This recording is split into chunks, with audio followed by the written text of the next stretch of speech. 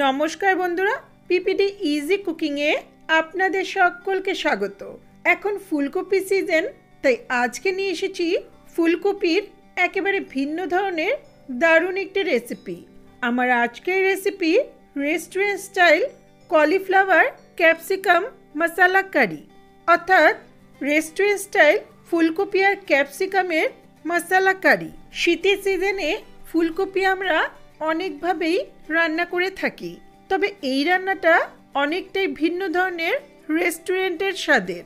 এই ফুলকপি ক্যাপসিকামের কারিটা গরম ভাতের সঙ্গে ভালো লাগে, ফ্রাইড রাইস, পোলাও, এমনকি রুটি, পরোটা, লুচি, নান, পুরি সব কিছুর সঙ্গেই এটা খুবই ভালো লাগে।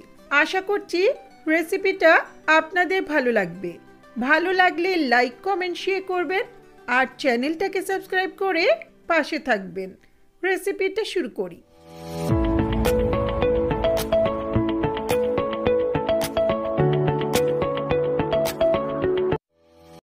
সবার প্রথমে এখানে 400 থেকে 500 গ্রামের মতো ছোট করে কাটা ফুলকপি ফুটন্ত গরম জলে ভাপিয়ে নেব। কপিটা বেশি সেদ্ধ করলে চলবে না। ফুটন্ত গরম জলে দেওয়ার পর একবার ভালো করে ফুটিয়ে নিয়ে নামিয়ে নিতে হবে।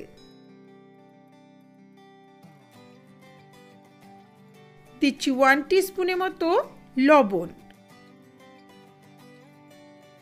এটা ফুটে উঠেছে, এখন নামিয়ে বেশ কয়েকবার ঠান্ডা জলে ধুয়ে জলটা ছেঁকে নেব। এখন গ্যাসে একটা কড়াই বসিয়ে 1-2 টেবিল স্পুনের মতো সর্ষের তেল ভালো করে গরম করে নিচ্ছি। প্রথমেই খুব বেশি তেল দেওয়ার প্রয়োজন নেই, রান্নাটা সাদা তেলেও করতে পারেন। তেল ভালো করে গরম হলে এখন এতে দিচ্ছি 2 বড় সাইজের কোয়া ছাড়ানো রসুন, 2 মিডিয়াম সাইজের স্লাইস করা পেঁয়াজ, 3 ইঞ্চি মতো আদা, বেশ কয়েকটা কাঁচা পাকা লঙ্কা আর একটা ছোট সাইজের স্লাইস করা টমেটো। এগুলোকে মিডিয়াম হাই ফ্লেমে 2 মিনিটের মতো ভেজে নেব।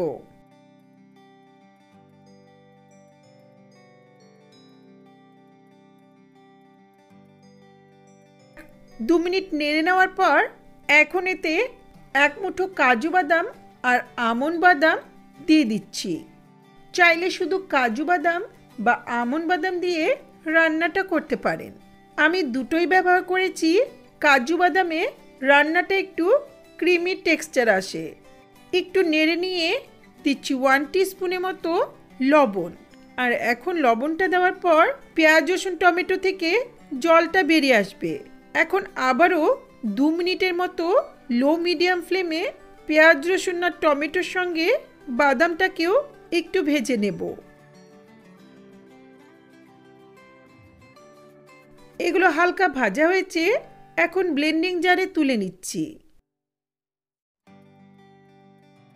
খুব গরম অবস্থাতে পেস্ট করার প্রয়োজন নেই, একটু ঠান্ডা হলেই এর একটা মিহি পেস্ট বানিয়ে নেব।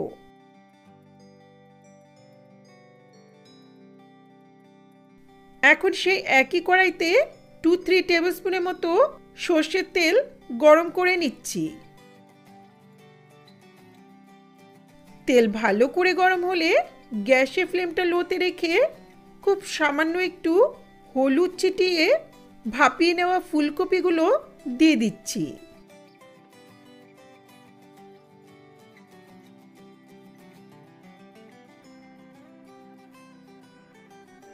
মিডিয়াম ফ্লেমে কপিটাকে হালকা লাল করে ভাজবো।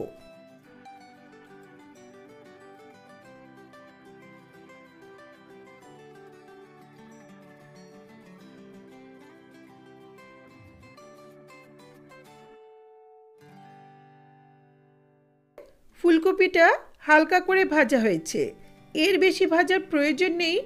এখন এটা তুলে নিচ্ছি।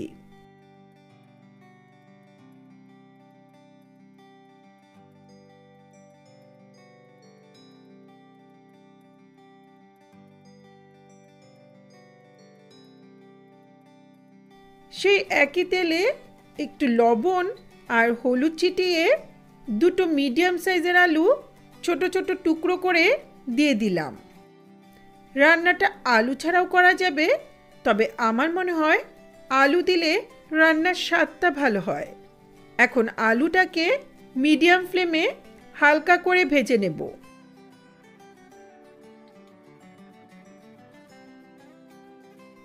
আলু হালকা লাল করে ভাজা হয়েছে, এখন তুলে নিচ্ছি।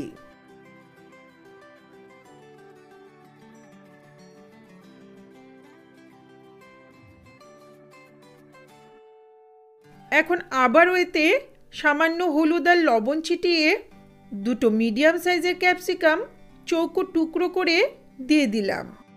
আলু, ফুলকপি আর ক্যাপসিকাম সবকটারই কুকিং টাইম আলাদা, তাই আলাদা আলাদা করে ভেজে নিচ্ছি। ক্যাপসিকামটা ভাজার সময় ফ্লেমটাকে মিডিয়াম হাইতে রাখতে হবে। এটা হালকা একটু ভাজা হবে, কিন্তু গলে যাবে না।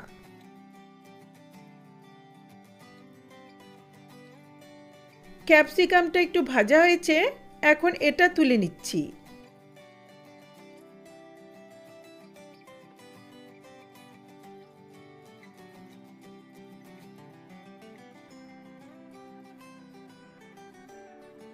এখন কড়াইতে আরও 1-2 টেবিল স্পুনের মতো সর্ষের তেল গরম করে নিচ্ছি।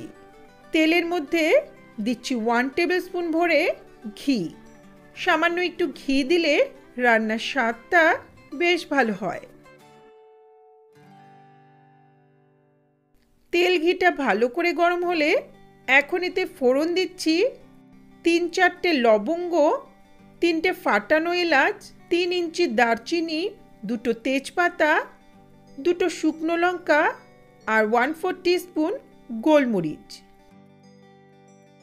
ফোড়নটাকে কয়েক সেকেন্ড ভেজে নেব। ফোড়ন ভাজার সুন্দর গন্ধ বেরোলে গ্যাসের ফ্লেমটা লোতে রেখে এখন যে আদা, রসুন, পেঁয়াজ, টমেটোর পেস্টটা বানিয়েছিলাম সেটা দিয়ে দিচ্ছি। ব্লেন্ডিং জারটা ভালো মতো কেচে দিয়ে দিলাম।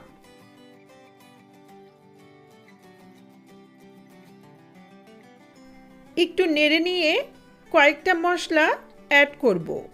1/2 টিস্পুন করে হলুদ গুঁড়ো, জিরের গুঁড়ো, ধনের গুঁড়ো আর কাশ্মীরি লঙ্কার গুঁড়ো।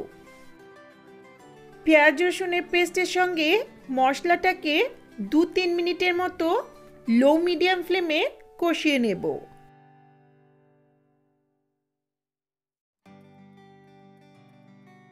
মশলাটা কষানো হলে এর কালারটা দেখুন অনেকটাই চেঞ্জ হয়ে গেছে। এখন গ্যাসের ফ্লেমটা লোতে রেখে দিচ্ছি 1/4 কাপের মতো ঘন দই। দইটা খুব বেশি টক হলে চলবে না। দইটা দেওয়ার আগে খুব ভালো করে ফেটিয়ে নিতে হবে। এই দই দেওয়াতে রান্নাটার মধ্যে একটা ক্রিমি টেক্সচার আসে। এখন মশলাটাকে দইয়ের সঙ্গে খুব ভালো করে নেড়ে চেড়ে লো ফ্লেমে 2-3 মিনিটের মতো কষিয়ে নেব। এভাবে অল্প অল্প করে কষিয়ে নিলে রান্নার স্বাদটা বেশ ভালো হয়।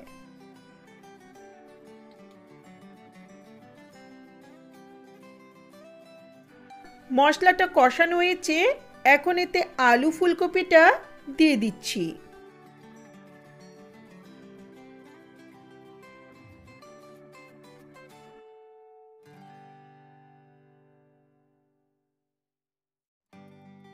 একটু মিশিয়ে নিয়ে দিচ্ছি 1/2 টিস্পুনের মতো চিনি। যেহেতু দই আর টমেটো দুটোই ব্যবহার করেছি, তাই টকটাকে ব্যালেন্স করার জন্য সামান্য একটু মিষ্টি অবশ্যই দিতে হবে। ভালো করে মিশিয়ে নিয়ে লো মিডিয়াম ফ্লেমে ততক্ষণ কষিয়ে নেব যতক্ষণ না তেলটা ছেড়ে আসছে। দেখুন এগুলো কষানো হয়েছে। এখন ব্লেন্ডিং জারটা ধুয়ে দিচ্ছি প্রয়োজন মতো উষ্ণ গরম জল। জলের আন্দাজে দিচ্ছি স্বাদ মতো লবণ।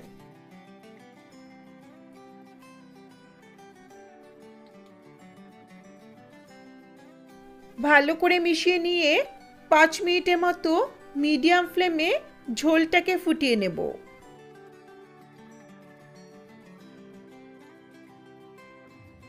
পাঁচ মিনিট পর এখন ভেজে রাখা ক্যাপসিকামগুলো দিয়ে দিচ্ছি।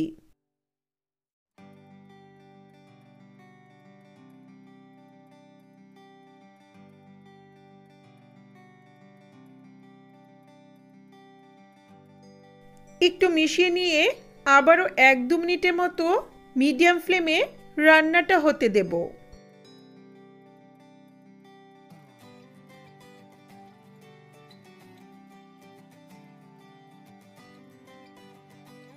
রান্নাটা হয়ে এসছে, গ্রেভির কনসিস্টেন্সিটা একেবারে পারফেক্ট হয়েছে, ওপর থেকে তেলটা ভেসে উঠেছে। এখন সবশেষে দিচ্ছি 1 টিস্পুন রোস্টেড কসুরি মেথি আর 1/2 টিস্পুন গরম মশলার গুঁড়ো। কসুরি মেথিটা হাত দিয়ে একটু গুঁড়ো করে দিচ্ছি। গরম মশলাতে এলাচ আর দারচিনি গুঁড়োটাই ব্যবহার করেছি। আর রান্না করা প্রয়োজন নেই, হালকা হাতে একটু মিশিয়ে নিয়ে ঢাকা দিয়ে গ্যাসের ফ্লেমটা অফ করে কিছুক্ষণ স্ট্যান্ডিং টাইমে রেখে দেব।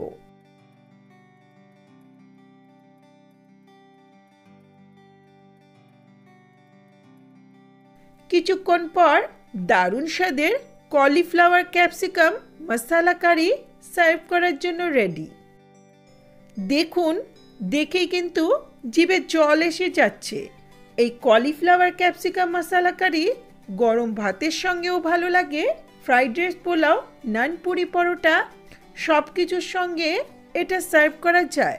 সাধারণ আলু ফুলকপির ডালনা থেকে এই রান্নাটা একেবারেই আলাদা, তাই মাঝে মধ্যে একটু স্পেশাল খেতে ইচ্ছে করলে অবশ্যই আমার মতো করে রেসিপিটা ট্রাই করে দেখবেন। আশা করছি আপনাদের ভালো লাগবে। ভালো লাগলে লাইক, কমেন্ট, শেয়ার করবেন আর চ্যানেলটাকে সাবস্ক্রাইব করে পাশে থাকা বেল আইকনটা অবশ্যই প্রেস করবেন, যাতে আমার ভিডিওর নোটিফিকেশনগুলি আপনাদের কাছে সহজেই পৌঁছে যায়। ধন্যবাদ।